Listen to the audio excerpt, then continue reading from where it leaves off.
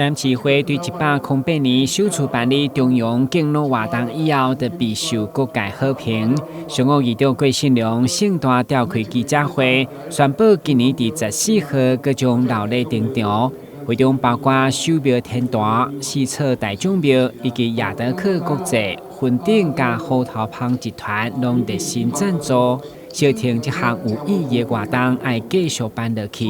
根据了解，今年将邀请27位百会人士，其中年会上大也有109岁，每一位拢会送2支重的金锁片，佮加上济抽奖的奖品，已经超过100万要来动落。每年办这个九九重阳，感触都非常的良多。尤其这些赞助单位，他们精心的赞助，让使今年的九九重阳更加有丰富，更加有内容，奖品又更多。那只要长者欢喜，社会大众认同，我们台南市会义不容辞，会持续办下去。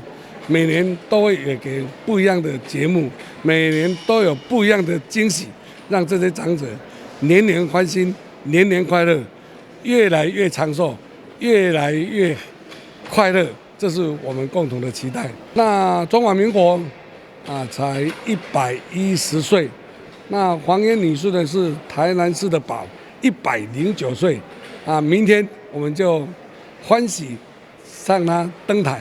让他们共同来欢欣鼓舞，庆祝109岁的生日。为了表达对淡市百会人士的敬重，加上描写因拢难得出门，所以教市议员会总动员来迎接，除了营造温馨热烈的气氛，上重要的是将敬老的传统发扬光大。台新闻管制林根采访报道。